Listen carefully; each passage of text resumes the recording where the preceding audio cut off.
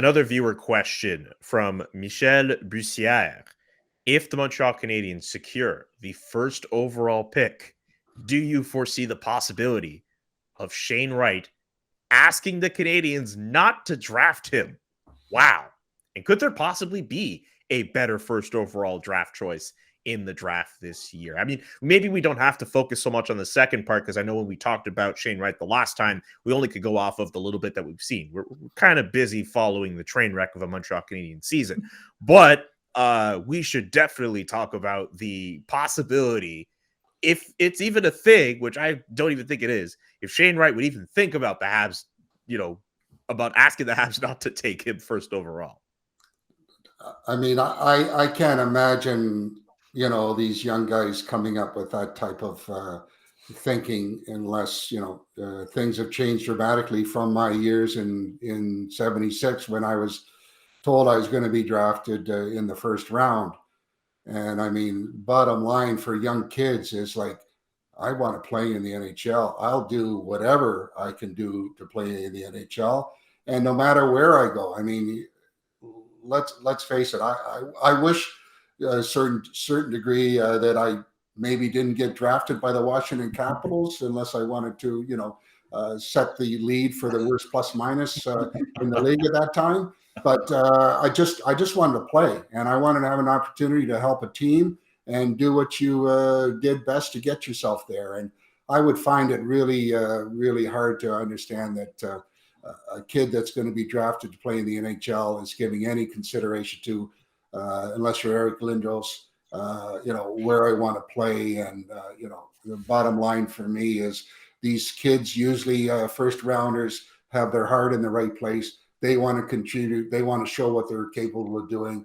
And they love a challenge, and they just want to get on with, let me get in the league and show my stuff.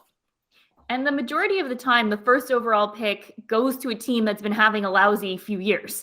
So it's nothing new with the first overall pick not going to a team that's competing for the Stanley Cup every single year. But also, if you look, okay, this year with the Canadiens has been a disaster. But if you look a few months ago when they made it all the way to the Stanley Cup final, it was great playing for this team. And so many people were talking about having that experience and just how unique it is here in Montreal, and how crazy the city gets and everyone is behind you, that I can't imagine why a young player would not want to come to a team like this and get to hopefully experience, winning a Stanley Cup someday, or maybe even just, making it far in the playoffs. There has been opportunities in the past where they made it to the conference final, and you see how the city really rallies around this team. So I absolutely can't see him saying, you know what, don't pick me. I'm going to wait for another team. Well, Rick, if you had told the Capitals not to pick you, you wouldn't have got that massive $25,000 signing bonus for being the number one pick and been able to buy that brand new Corvette, right? Very, very true. Yeah. Yeah. So, I mean, Shane Wright has already said that he'd love to play for the Canadiens.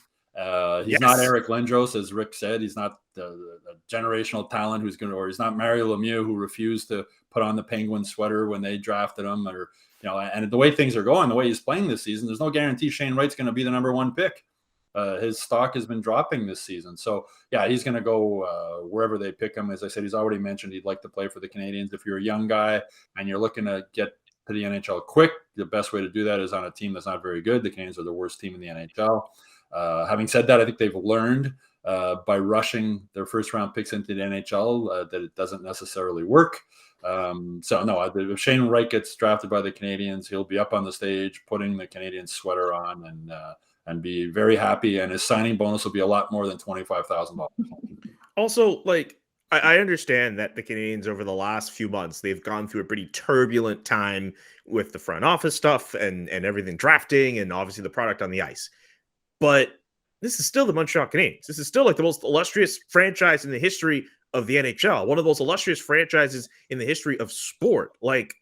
If I was blessed to have any shred of talent to be even considered to be a draft pick of the Montreal Canadiens, that's an absolute honor. And to be yo, I don't want to play for the Montreal Canadiens, man, you'd have to have some serious reservations about the organization to say man, I don't want to be picked by this team. I don't know, just the history, the aura, the fact that if you do win, you're considered a god. I understand the pressure would get to you, but hockey players like to thrive on that pressure. At least some do at the very least. And I'm sure that there would be players who have played across the Montreal Canadiens. I mean, whether they're legends or whether people who've had long careers or anyone. I'm sure Rick Green, if he had the opportunity to talk to Shane Wright about that, if he asked him, he definitely would. And Rick Green had himself a decent time with the Montreal Canadiens. Like, I don't know, Matt, like the idea that you would turn down the opportunity to play for one of the greatest franchises in the history of the National Hockey League, to me, I'd love to know your reasons why you would even consider it.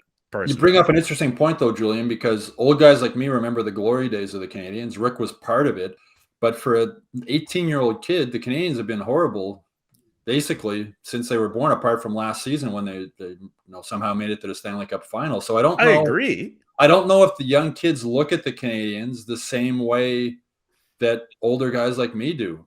I wonder if they look at them as they're another team. Yeah, they have a great history, but they haven't been good for a long time. So I don't but also at the same time, like, people still know them as like an iconic franchise in the game, and they definitely have seen they saw the run that they went on last summer, and they saw how everyone got behind them. Like, I definitely, people my age, they don't look at the Montreal Canadiens the same way. They'll look at teams like Colorado and Tampa as legitimate contending teams. But if we're at a point where like young players were coming out of the draft and they were going to those teams right away, like, the draft would look a lot different. I mean, they have to understand that, fine, like a team like Tampa Bay and Colorado, they're not going to be so lousy to end up with the number 1 overall pick. You're going to end up with a team like the Montreal Canadiens who are not doing so well.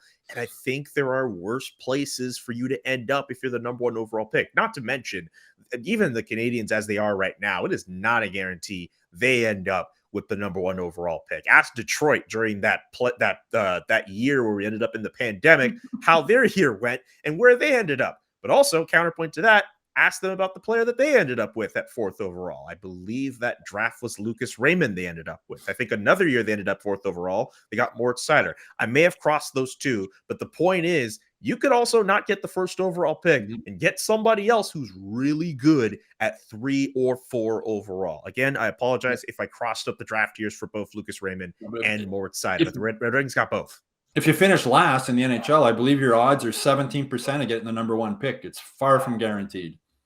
Yep, absolutely. But is that going to stop people from running the Tankathon website and seeing if the Canadiens will be 1st overall? No. So, of course, we're going to keep that going up until draft time, whether it's in July now. We're going to have to figure that out with the scheduling of games. But please keep the viewer questions coming. You can leave a question in the comment section. We might end up doing it as a bonus episode in the future. Subscribe to Hockey Inside Out on YouTube. Subscribe to the Hockey Inside Out newsletter and visit hockeyinsideout.com for more fun stuff.